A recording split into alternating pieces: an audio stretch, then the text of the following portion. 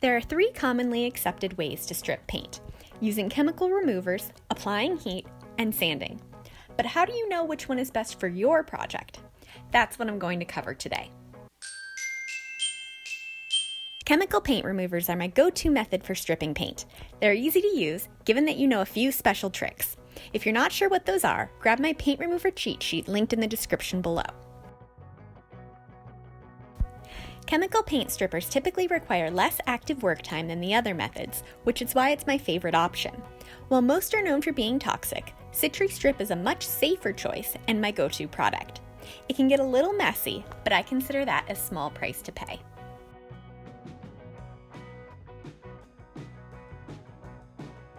The downside of chemical strippers is that they tend to only remove one layer of paint at a time, even when the label says differently. So if you're working with a century-old piece that has 6 layers of paint on it, you'll run through multiple quarts of Citri Strip and be stripping the piece for days.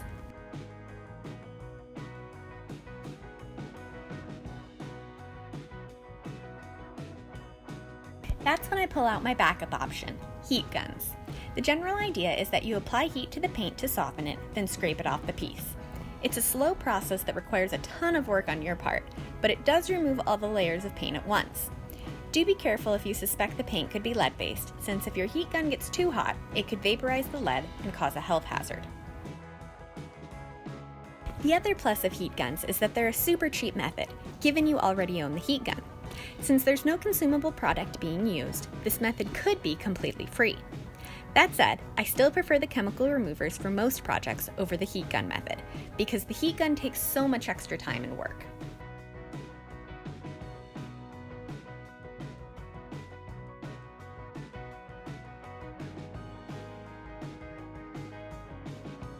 Finally, sanding is the third option. Quite frankly, it shouldn't even be on this list. Sanding is a terrible way to remove full layers of paint. Generally what happens is that for a few seconds, the sandpaper does a great job. But then the friction between the sandpaper and the paint creates heat. That heat melts the paint, and then instead of turning the paint into dust, the paint becomes a gooey mess that clogs your sandpaper and spreads all over the piece. So then you grab another piece of sandpaper and try again. And maybe you get a little more area sanded, but then the sandpaper clogs again, and the cycle repeats. You will spend the entire time switching out sandpaper, not to mention spend a small fortune buying more sandpaper. It will take forever, and the one time I tried this method, we ended up resorting to a dangerous wire brush angle grinder combo because the sandpaper was so completely ineffective. The full story is linked in the description below, if you're curious. Moral of the story: sanding is pretty much always a poor choice for removing full layers of paint. It's great for removing the stubborn bits left over after using chemicals or a heat gun, but it's not the method I would start with.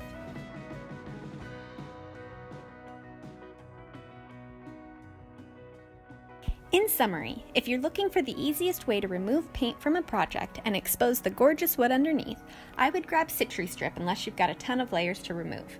Make sure to get my free paint remover cheat sheet linked in the description below so you know exactly what to do. Thanks, and don't forget to hit subscribe.